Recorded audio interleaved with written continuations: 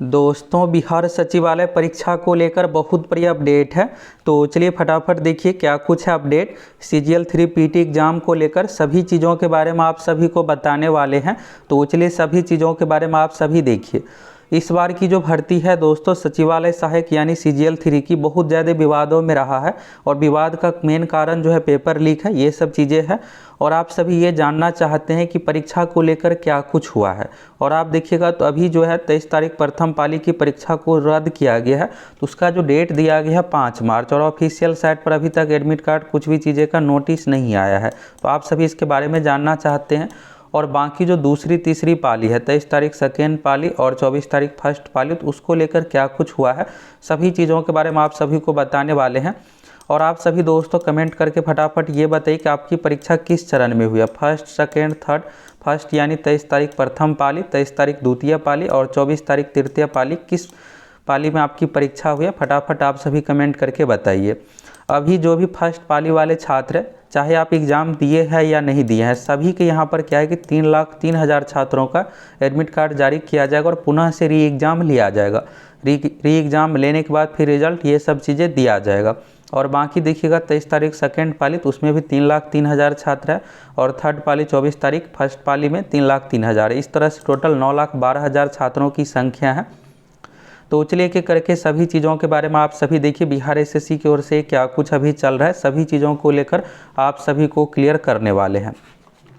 तो सबसे पहले तो दोस्तों यहाँ से आप एक न्यूज़ को देखिए जो कि आज ही के डेट का है, फिर आपको एक ऑफिशियल नोटिस आगे दिखाने वाले हैं। तो यहाँ पर आप देखिएगा सबसे पहले तो ये जो नोटिस आयोग की ओर से आवश्यक सूचना जारी किया गया है, यहाँ पर देखिएगा विज्ञापन संख्या 01/2022 तृतीय स्नातक स्तरीय प्रारंभिक प्रतियोगिता परीक्षा 2022 से संबंधित आयोग की आवश्यक सूचना ज्ञापक है 26 दिसंबर 2022 द्वारा 23 दिसंबर 2022 को आयोजित प्रथम चरण 10 बजे से 12:15 बजे की जो परीक्षा है रद्द करने का निर्णय लिया गया। और प्रथम चरण के सभी अभ्यर्थियों को सूचित किया जाता है। यहाँ पर देखिएगा तो सभी अभ्यर्थी है, यानी ये नहीं है कि जो एग्ज़ाम दिए हैं, सभी का यहाँ पर एडमिट कार्ड जारी होने वाला है। 3,03,000 टोटल 23 तारीख फर्स्ट शिफ्ट वाले में थे। सूचित किया जाता है कि रद्द की गई पुनः परीक्षा 5 मार्च 2023 रविवार को संभावित है। और अभ्यर्थियों को निर्देश दिया जाता है कि अद्यतन सूचना यानी लेटेस्ट सूचना के लिए आयोग का वेबसाइट देखते रहिए। अब यहाँ पर देखिएगा जो परीक्षा होने वाली है तो 5 मार्च 2023 को, और आप देखिएगा तो फरवरी जो है 28 दिन का है और आज 24 तारीख है, 4 दिन अभी आप देखिएगा फरवरी में, फिर 5 तारीख को परीक्षा, यानी लगभग 1 सप्ताह का 8 दिन का समय बचा हुआ है। लेकिन ऑफिशियल साइट पर एडमिट कार्ड से रिलेटेड कुछ भी नोटिस नहीं आया है। तो अब आप लोगों को मन में ये लग रहा होगा कि परीक्षा नहीं होगी। तो सभी चीज़ों को लेकर आपको क्लियर करने वाली इस वीडियो में आपको क्लियर हो जाएगा। पहले आप इस न्यूज़ को देखिए। यहाँ पर देखिएगा तो ये जो है आज के डेट का हिंदुस्तान का न्यूज़ है, यहाँ पर मुजफ्फरपुर संस्करण का है। तो यहाँ पर देखिएगा परीक्षा अवधि में कक्ष छोड़कर वीक्षक नहीं निकल सकेंगे, कर्मचारी चयन आयोग SSC। अब आपको ये लग रहा होगा कि ये जो न्यूज़ है SSC का है, तो ऐसा नहीं है दोस्तों, ये बिहार कर्मचारी चयन आयोग। बिहार SSC में भी सेम ही नाम होता है, कर्मचारी चयन आयोग, बस बिहार लगा हुआ रहता है। तो वही चीज़ें को यहाँ पर छापा गया कि पुनर्परीक्षा को लेकर यह निर्देश दिया गया है। जिले में 25 केंद्रों पर 5 मार्च को यह परीक्षा होगी। तो बिहार SSC का जो एग्ज़ाम निर्धारित है 5 मार्च 2023 को। और आप सभी ये भी जानना चाह रहे होंगे कि 24 तारीख वाले का क्या हुआ, 23 तारीख सेकेंड पाली वालों का क्या हुआ। तो सभी चीज़ों को लेकर इसी वीडियो में आपको क्लियर करने वाले हैं। तो यह परीक्षा होगी और निजी स्कूल में बने केंद्र पर BEO या सरकारी स्कूल के हेडमास्टर ही केंद्र अधीक्षक होंगे, यानी जो सेंटर हेड बनाया जा रहा है। तो इस बार प्राइवेट लोगों को नहीं बनाया जा रहा है, प्राइवेट स्कूल वालों को नहीं बनाया जा रहा है, सिर्फ यहाँ पर सरकारी वालों को बनाया जा रहा है। तो सरकारी स्कूल के जो हेडमास्टर होंगे, प्रिंसिपल होंगे, इन्हीं सबको बनाया जा रहा है। और इसके साथ ही हर परीक्षा हॉल में अन्य वीक्षकों के साथ साथ कम से कम यहाँ पर देखिएगा एक महिला वीक्षक की प्रतिनियुक्ति को अनिवार्य किया गया। अब यहाँ पर अभ्यर्थी में महिला और पुरुष दोनों रहते हैं, तो इसलिए यहाँ पर एक महिला वीक्षक को भी प्रतिनियुक्त किया गया है। और आयोग ने निर्देश दिया है कि परीक्षा केंद्र पर किसी के पास भी स्मार्टफोन नहीं होगा। तो ये बहुत अच्छी पहल है। आप देखिएगा इससे पहले जो परीक्षा ली गई थी तो जो भी टीचर थे, वीक्षक एग्ज़ाम हॉल में जो थे, उन सभी को मोबाइल पर रोक नहीं था, मोबाइल लेकर आए थे। और आप देखिएगा पेपर लीक में यही सब का बड़ा कारण रहता है।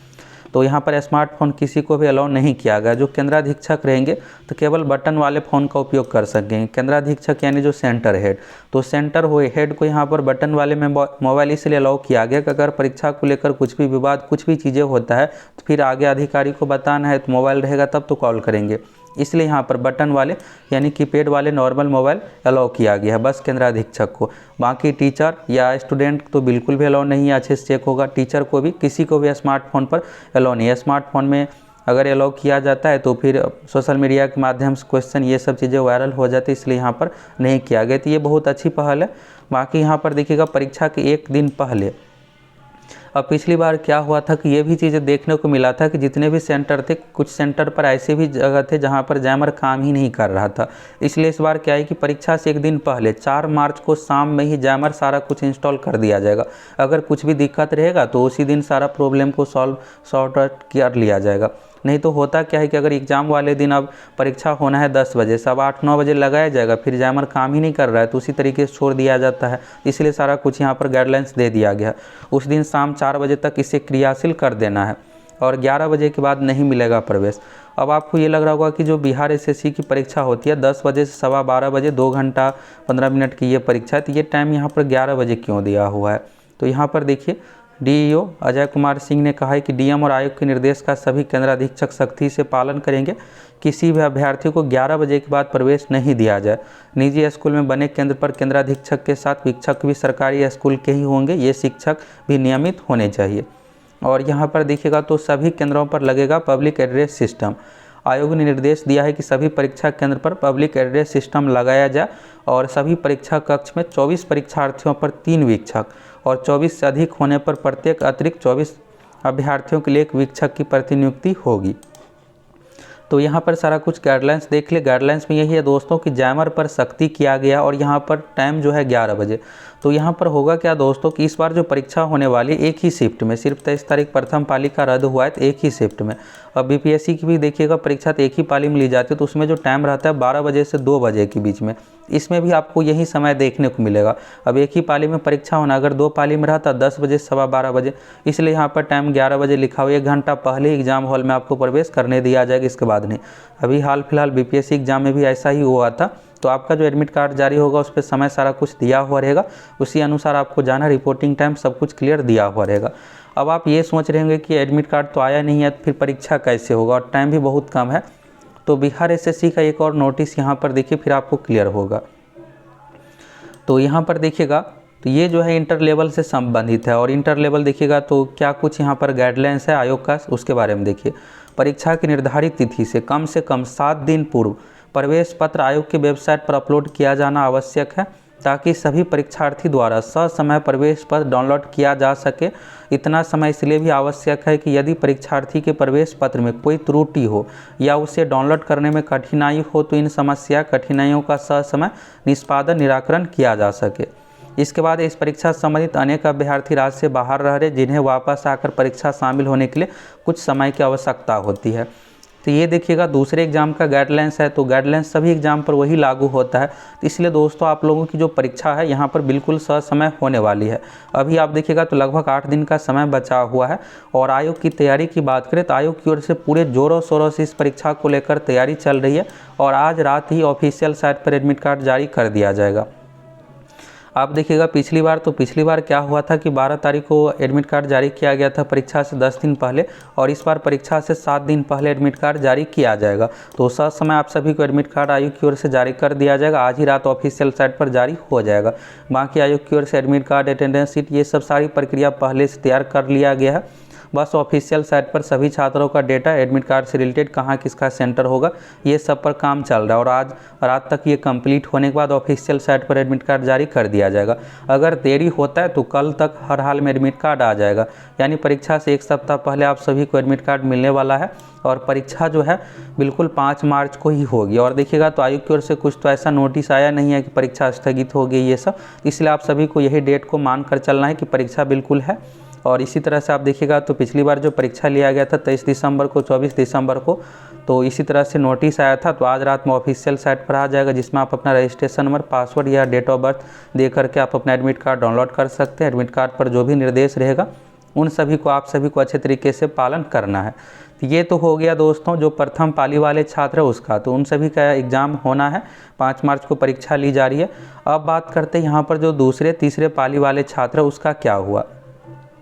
तो यहाँ पर आप सभी को दोस्तों पता है कि पहले जो है 23 तारीख का पेपर सोशल मीडिया पर वायरल हुआ था, लीक हुआ था। फिर आयोग की ओर से उसी दिन रात में नोटिस जारी करके ये बताया गया कि अगर परीक्षा लीक ये सब चीज़ों को लेकर कुछ भी चीज़ें सही पाया जाता है तो इस परीक्षा को रद्द किया जाएगा। तो फिर 26 तारीख को 23 तारीख फर्स्ट पाली वाला परीक्षा रद्द हो गया। फिर छात्रों का एक ही डिमांड था कि यही पर सेम चीज़ 23 तारीख सेकेंड शिफ्ट और 24 तारीख फर्स्ट शिफ्ट में हुआ है तो उसका भी एग्ज़ाम कैंसिल किया जाए। तो फिर 28 दिसंबर को नोटिस आया कि जो भी प्रूफ है आपके पास सेंड कीजिए। और यहाँ पर देखिएगा तो प्रूफ जांच में ये सब बातें निकल कर आई। 24 तारीख वाला जो प्रथम पाली का एग्ज़ाम है, एग्ज़ाम ख़त्म होने से यानी 12:14 में एग्ज़ाम 1 मिनट पहले पेपर वायरल किया गया था। तो यहाँ पर पेपर में ही आयोग की ओर से कहा गया था कि इस परीक्षा को रद्द ये सब चीज़ें नहीं किया जाएगा। तो 23 तारीख सेकेंड पाली और 24 तारीख फर्स्ट शिफ्ट जो एग्ज़ाम है आयोग की ओर से कैंसिल नहीं किया जाएगा। अब यहाँ पर देखिएगा आज एडमिट कार्ड भी आ जाएगा फर्स्ट पाली वालों का जो 23 तारीख वाले हैं। तो उन सभी का एग्ज़ाम 5 मार्च को लेने के बाद 1 महीने में इसका रिजल्ट भी जारी कर दिया जाएगा। तो जो 23 तारीख सेकेंड पाली और थर्ड पाली वाले हैं उन सभी छात्रों के साथ भी आयोग को न्याय करना चाहिए था और नए सिरे से सभी परीक्षा को लेना चाहिए था। तो आप देखिएगा तो ऐसा तो हुआ नहीं है। तो अब जो यहाँ पर अभ्यर्थी जो एग्ज़ाम दिए उसी आधार पर रिजल्ट जारी किया जाएगा। 5 मार्च को एग्ज़ाम होगा और मार्च लास्ट में इसका रिजल्ट जारी कर दिया जाएगा। सेकेंड और थर्ड पाली वालों को OMR सीट पहले से स्कैनिंग सारा कुछ चल रहा है। ये 5 मार्च को एग्ज़ाम लेने के बाद 20 दिनों में OMR सीट स्कैनिंग सब कुछ हो जाएगा और मार्च लास्ट नहीं तो अप्रैल फर्स्ट वीक में रिजल्ट देने के बाद मई में मेंस एग्ज़ाम लिया जाएगा। अगर आप सभी का अच्छा एग्ज़ाम गया है तो आप मेंस का बेहतर तरीके से तैयारी कीजिए। मई में आपको मेंस एग्ज़ाम भी देना है। फिर मेंस एग्ज़ाम होने के बाद 1 महीने में रिजल्ट दे करके इस भर्ती को जुलाई तक कंप्लीट कर लिया जाएगा आयोग की ओर से। और अभी आप देखिएगा तो कुछ भी भर्ती को लेकर अब दिक्कत नहीं है। जो पेपर रद्द हुआ था उसका भी एग्ज़ाम अब 5 मार्च को लिया जा रहा है। तो यहाँ से सभी चीज़ों को लेकर क्लियर हो गया। और आप किस पाली में एग्ज़ाम दिए थे आप सभी कमेंट करके बताइए। और यहाँ पर आप न्यूज़ देखें, सारा कुछ तो आपको अच्छे से समझ में आ ही गया।